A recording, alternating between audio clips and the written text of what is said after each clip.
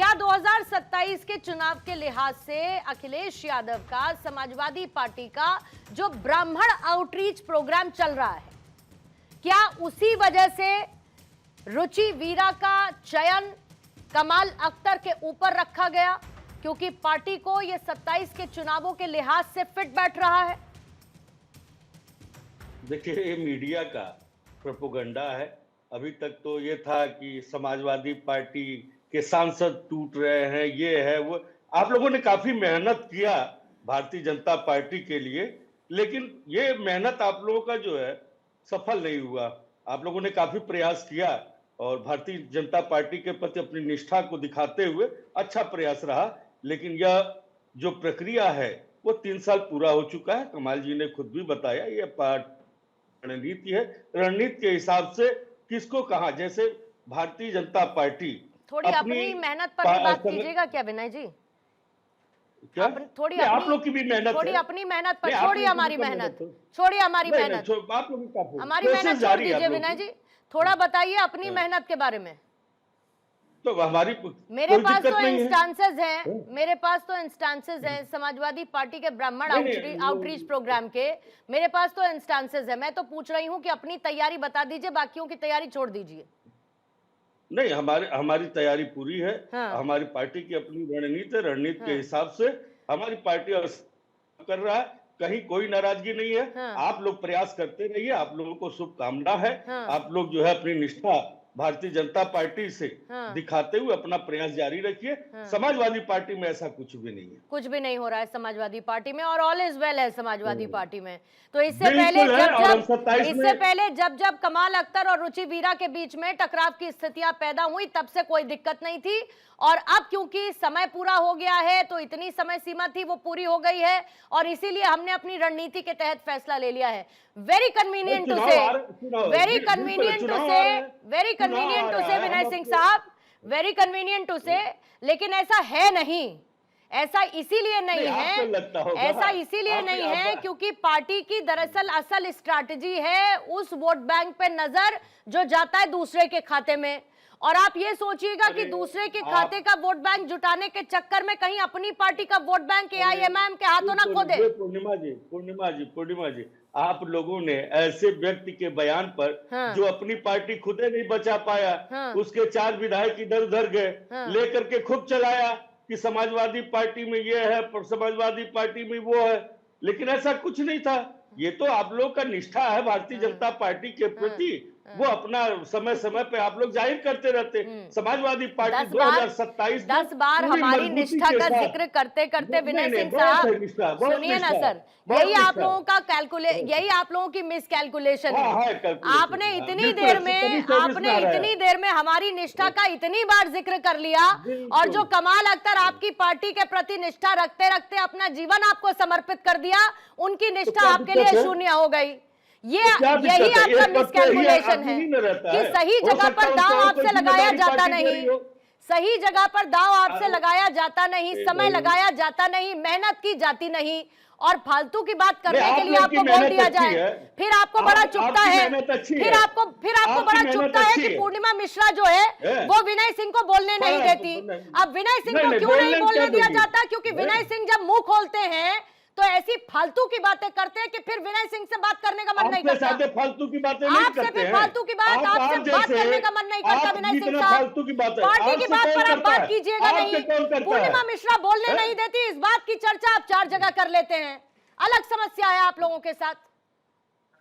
अरे यार नहीं, अरे छोड़िए, समाजवादी पार्टी बहुत बढ़िया है, बहुत बढ़िया, आउटशाइन करे आपकी पार्टी, बहुत बढ़िया करे आप लोग, बहुत बढ़िया करे, और सीधे पार्टी की बात करा करिए, पार्टी की बात करा करिए।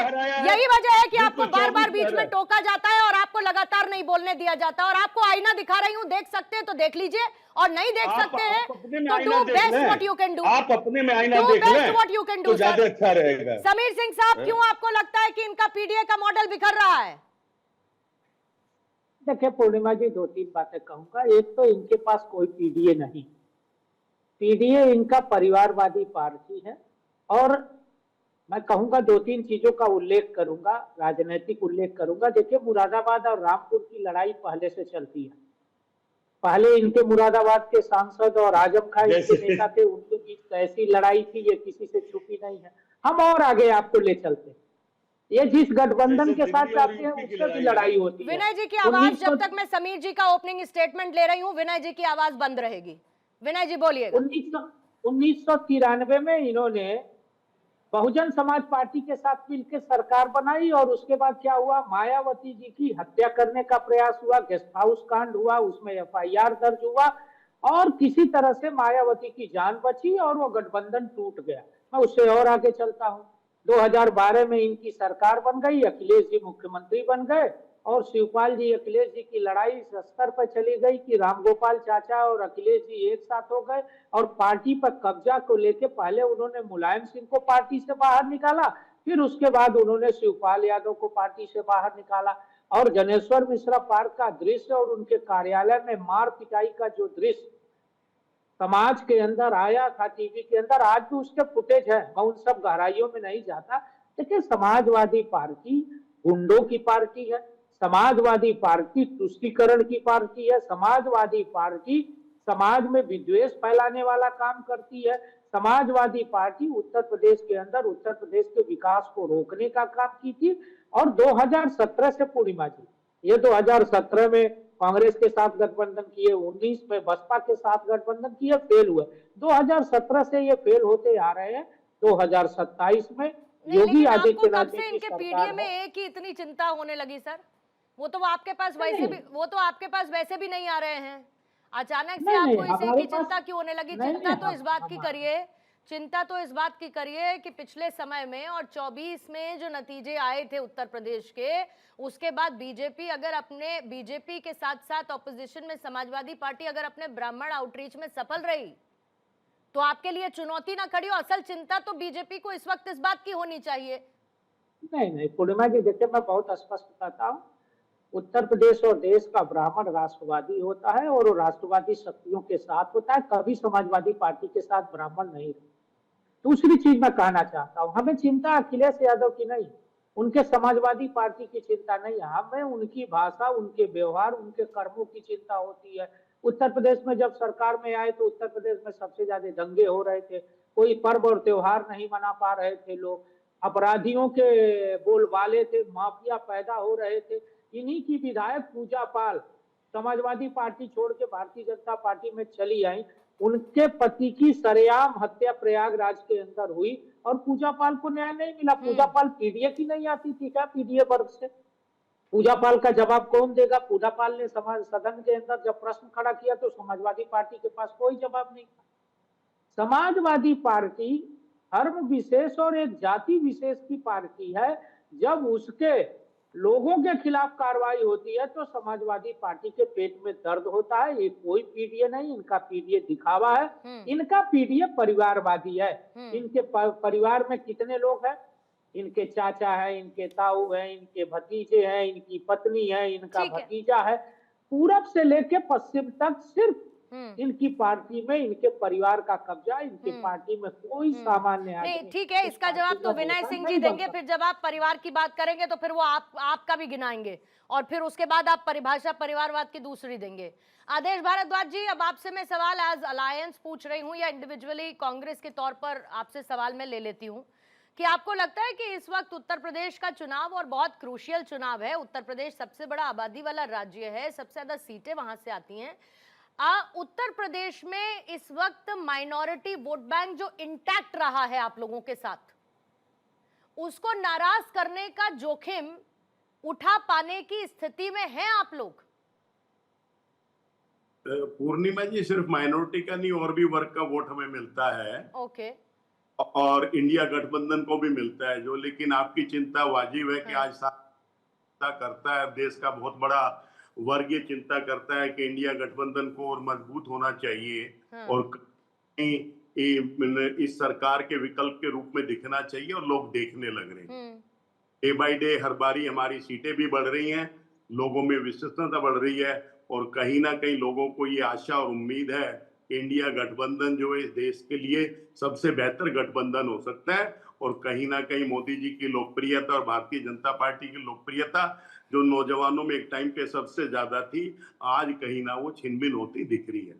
लेकिन आपने चिंता की कि ये डिबेट एक व्यक्ति के चले जाने से, तो निश्चित रूप से सभी पार्टियों के लिए स्वाभाविक है कि वो अपने सब लोगों को जोड़ के रखना चाहते हैं।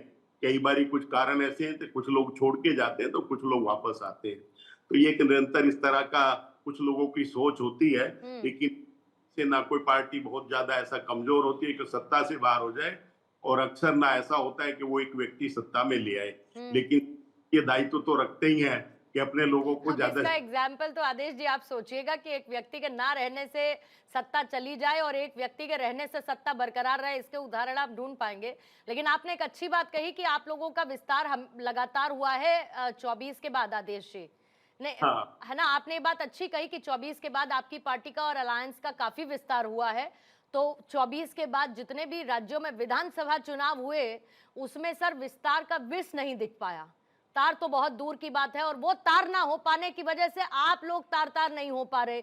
मतलब एक पार्टी के तौर पर कहने का मतलब है कि अगर इतना विस्तार बेहतर होता तो राज्यों में एक बहुत अच्छा आप लोगों का प्रदर्शन सर देखने को मिलता।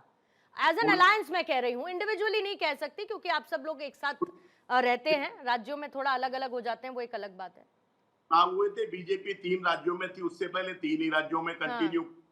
हम एक राज्य में भी नहीं थे, 5 में से एक राज्य में हम आए हैं। राज्य में गठबंधन से हमारी सरकार थी, आज भी वैसे ही है। कई आंकलन को बिल्कुल फेयर तरीके से जरूर करना चाहिए कि 5 राज्यों के चुनाव थे, 3 पहले थी, 3 ही राज्यों में आज है। हम एक राज्य में भी नहीं थे, 5 में से एक राज्य में हमने पूरी मेजोरिटी के साथ सरकार बनाई और एक राज्य में गठबंधन से है। तो हाँ, तो आंकलन बिल्कुल फेयर होना चाहिए जो है। बिल्कुल सर, आकलन फेयर होना चाहिए। और आप ही लोग लेवल प्लेइंग फील्ड की बात करते हैं, लेवल प्लेइंग फील्ड तो हमेशा होना चाहिए, और वो तो तब होगा जब फिर राज्यों में भी सर अच्छा प्रदर्शन देखने को मिलेगा। तो कम से कम आधारभूत बात तो करने के लिए होगी। राकेश शुक्ला साहब, फिर उसके बाद संजय जी मैं आपके पास आती हूँ। राकेश शुक्ला साहब, क्या हम लोग जबरदस्ती, हम लोगों ने क्या कमाल अख्तर को बहुत इंपॉर्टेंट बना दिया क्या? इनकी पार्टी में चीफ विप की भूमिका में थे, और चीफ विप की कितनी भूमिकाएं और कितनी जिम्मेदारियां होती हैं ये हम सब बहुत बेहतर तरीके से जानते हैं। और खास तौर पर एक ऐसे विवाद के चलते जो अंदर ही अंदर एक बहुत लंबे समय से पनप रहा था, लेकिन तरजीह दी गई रुचि वीरा को और कह दिया गया कमाल अख्तर को कि ऐसा है, इस्तीफा दे दो। उन्होंने माना और इस्तीफा दे दिया। तो अब क्या हम इसको थोड़ा बड़ा करके देख रहे हैं, उतनी इंपॉर्टेंस नहीं ही दे, क्योंकि इनकी पार्टी स्वयं इतनी महत्ता तो उसे नहीं दे रही है? शुक्ला साहब।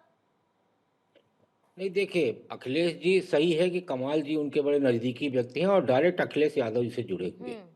लेकिन अखिलेश यादव जी मुरादाबाद क्षेत्र में, जो मुरादाबाद मंडल है, वहां आजम खां जी को नजरअंदाज करके नहीं चल सकते, ये अखिलेश जी को पता है।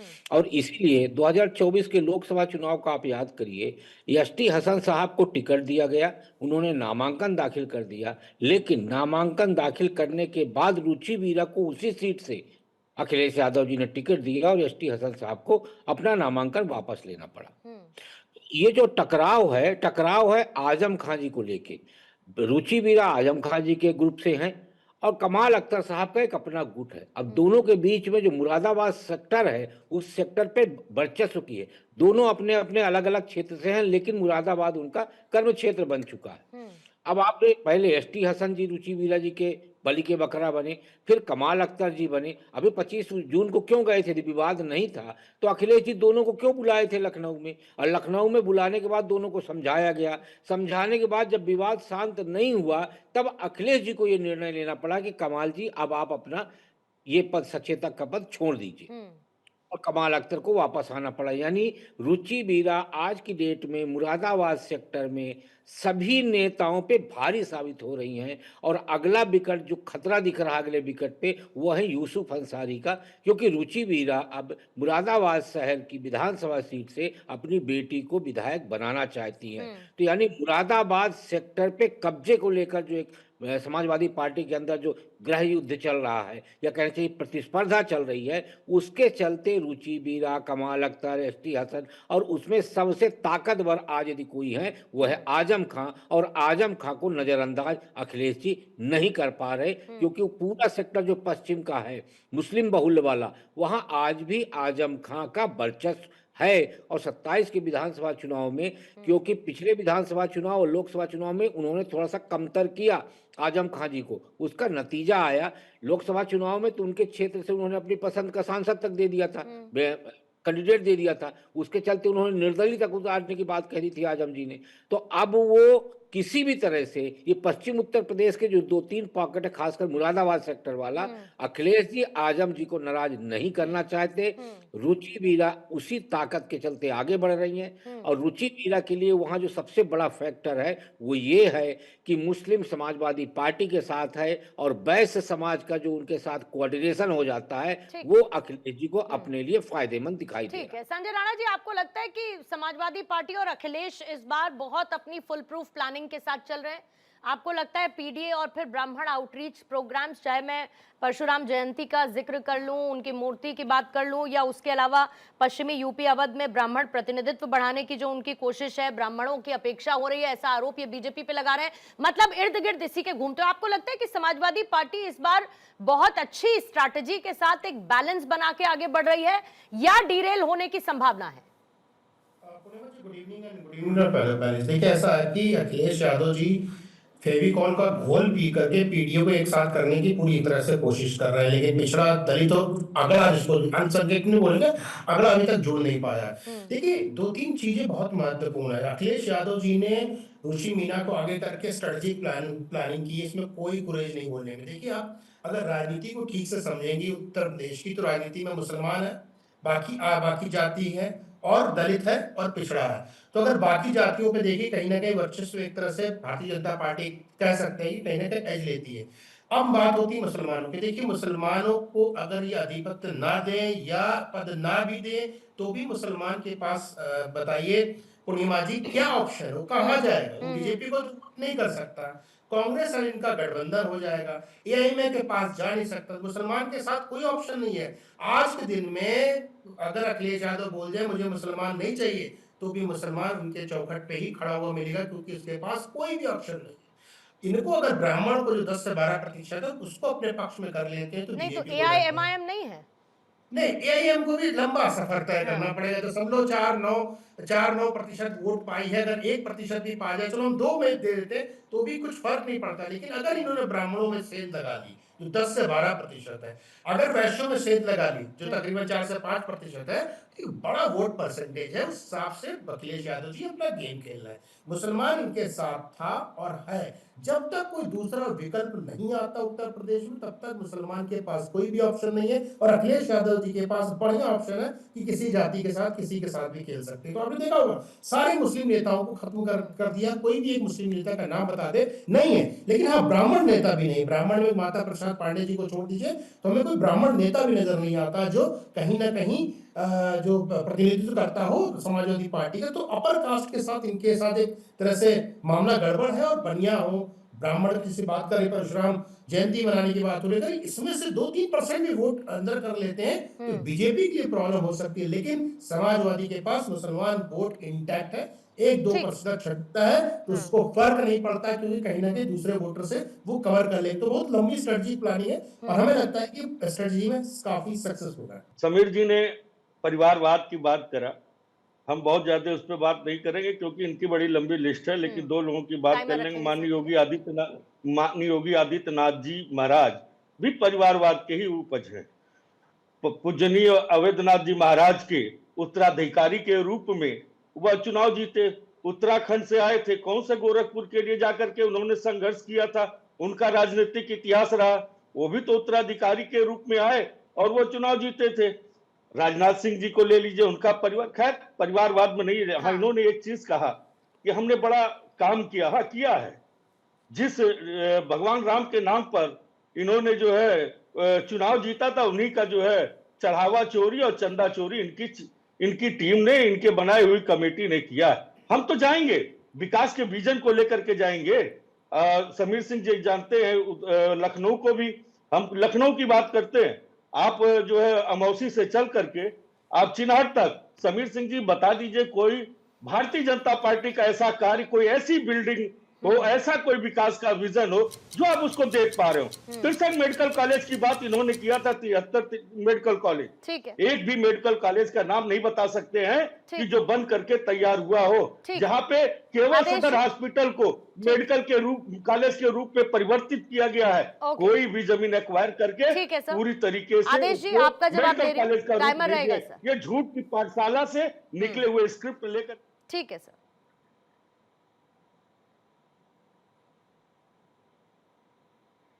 आदेश जी आप तक आवाज आ रही है? जी जी जी बता, बोलिएगा सर। किस विषय पर सर? जिस विषय पर हम चर्चा करने के लिए बैठे उस विषय पर। पूर्णिमा जी देखिए, बिल्कुल जो है मैंने पहले कहा कि आज देश चिंता कर रहा है कि कहीं ना कहीं लोगों की दिक्कतें बढ़ रही हैं, लोगों की तकलीफें बढ़ रही हैं, और इन तकलीफों को किसी एक वर्ग विशेष की नहीं है, ये देश के हर नौजवान की, हर पढ़ने वाले व्यक्ति की। मतलब इनकी कमजोरियां आपकी मजबूती बनेंगी, यही है आधार? इनकी कमजोरियां नहीं, इनका झूठ। अच्छा, इनका झूठ, उस झूठ को आप कमजोरी ना कहें, क्योंकि नहीं, मैं तो आपकी ताकत पर बात करना चाहती थी। आपने चूज किया कि उनका झूठ या फिर कमजोरी जो भी है, खैर आपकी परिभाषा में, मैं तो आपकी स्ट्रेंथ पर सर बात करना चाहती थी। ठीक है सर। तो हंसी मजाक के लिए होता है। सरकारें या सच बोलती हैं या झूठ बोलती हैं, करती हैं या नहीं करती हैं, लेकिन ये वो सरकार है जिस करनी और कथनी में अंतर है भारतीय पार्टी के लिए। ठीक है समीर जी। सर मेरा समय की थोड़ी सी मेरे पास आज बाध्यता है और दबाव भी ज्यादा, इसीलिए मैं टाइमर रख रही हूँ साथ साथ में। समीर जी आपका क्लोजिंग कमेंट। अच्छा पूर्णिमा जी, दो बातें कहूंगा। एक तो समाजवादी पार्टी के साथी ने विकास की बात की, विकास इनके पास था ही नहीं। इनका दो विकास, एक लखनऊ में JPNIC बनाया इन्होंने, 200 करोड़ रुपया से शुरू हुआ और 800 करोड़ रुपया खर्च हुआ, अभी भी वो वैसे के तैसे पड़ा। गोमती रिवर फ्रंट में जांच चल रही है, और जितनी भी भ्रष्टाचार की योजनाएं अखिलेश जी की सरकार में भ्रष्टाचार को देखते हुए योजना बनाई गई, हमारी सरकार में काम को देखते। ग्रीन कॉरिडोर लखनऊ के अंदर, लखनऊ की दशा बदल दी। किसान पथ, ऐसे मैं 1 दर्जन सड़कों का नाम गिना सकता हूं जो उत्तर प्रदेश के अंदर लखनऊ में भारतीय जनता पार्टी की सरकार ने किया।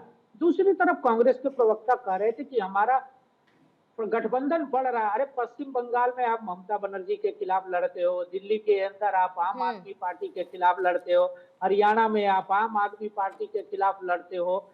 जहां जहां इनका जो सहयोगी दल है, बिहार के अंदर इनके गठबंधन का क्या हुआ? वहां तो सर इनका क्लैरिटी है ना अलायंस को लेकर कि ये सिर्फ केंद्र के चुनाव के लिए गठबंधन है। ये तो ये कई बार बता चुके हैं, ये तो कई बार बता चुके हैं कि सिर्फ ये केंद्र के चुनाव के लिए इनका ये गठबंधन है। ऐसा नहीं होता है ना पूर्णिमा जी। नहीं सर, पर वो तो बता रहे हैं ना, अब होता है या नहीं होता वो बात की बात है। गठबंधन नहीं होगा, ये तो हास्यास्पद। अब ये तो ये भी कहते हैं कि आप ये बताते नहीं है कि बैकडोर से आपका AIMIM के साथ गठबंधन है और उत्तर प्रदेश में मायावती जी आपको मदद करेंगी। नहीं, ऐसा ये कहते हैं, ऐसा ये कहते हैं कि AIMIM आपको B टीम के तौर पर मदद करता है और उत्तर प्रदेश में मायावती जी के साथ सेटिंग हो गई है। झूठ बोलते हैं। तमिलनाडु में इन्होंने क्या किया? ओके, 12 घंटे ये कहें आप झूठ बोले, आप कहें ये झूठ बोले। राकेश शुक्ला सर, ठीक है, राकेश शुक्ला सर, ठीक है सर, ओके, ठीक है। विनय जी, मैंने कहा मेरे ऊपर थोड़ा सा दबाव है आज समय का, मेरे पास समय बहुत लिमिटेड है। राकेश सर।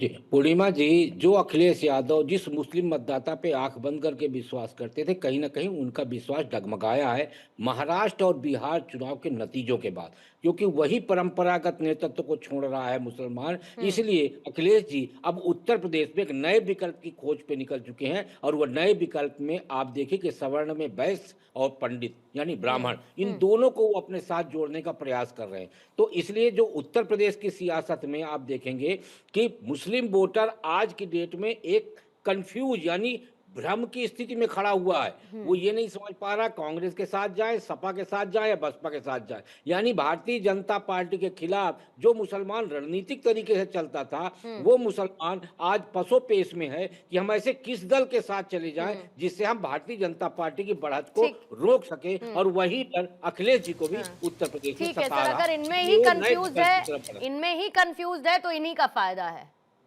इन्हीं में कंफ्यूज रहेगा तब भी इन्हीं का फायदा है। Sanjay ji closing comment. देखिए जहाँ तक बात हो रही थी मुस्लिम वोटर्स की, तो मुस्लिम वोटर्स, मैं थोड़ा राकेश भाई साहब की बात से इतर मतलब विचार हमारे, मुस्लिम कभी कंफ्यूज नहीं था पूर्णिमा। मुस्लिम बहुत क्लियर, उसका ऑब्जेक्टिव है बीजेपी को हराना, चाहे वो समाजवादी पार्टी हो, आईएम हो, चाहे वो कांग्रेस हो, चाहे संजय राणा पार्टी कल खोल दे, पूर्णिमा मिश्रा पार्टी खोल दे, किसी के साथ भी जा सकता है। उसका ऑब्जेक्टिव बहुत क्लियर, एक तरफा। दूसरा भी हम सुन रहे थे विकास। देखिए तो कभी कभी समाजवादी पार्टी विजन की बात करते हैं, स्पेलिंग नहीं पूछूंगा तो खैर आता नहीं, जाने दीजिए, उस पर नहीं जाते हैं। विजन की बात पूछते हैं, उनका विजन यही है, दंगा, चोरी, डकैती, कब्जा, बलात्कार, महिलाओं से छेड़खानी, ये उनका विजन होता है। ठीक आप है। पूछ रहे थे मेडिकल कॉलेज कितना, 2017 तक 41 मेडिकल कॉलेज था, अब 81 हो गए। चाहे इसको पढ़ लिखे, हम समस्या है कि कितने भी प्रवक्ता समाजवादी का इतना पढ़ना लिखना छोड़ दिया, कक्षा 8 के बाद पढ़ाई नहीं की है। अरे भैया ये जनवरी 2026 का आंकड़ा जाके कोई भी टाइम अरे वो तो ये भी मानते हैं, तभी तो शुरू में कह रहे थे आप लोगों ने बहुत मेहनत की है, ये बिल्कुल वो हम तो मानते हैं। आप भी मेहनत कर रही हैं, स्टडी एक एनालिस्ट की तरह मैं भी मेहनत कर रहा हूँ, ठीक ये है। मेहनत नहीं करना चाहते मेरे पास।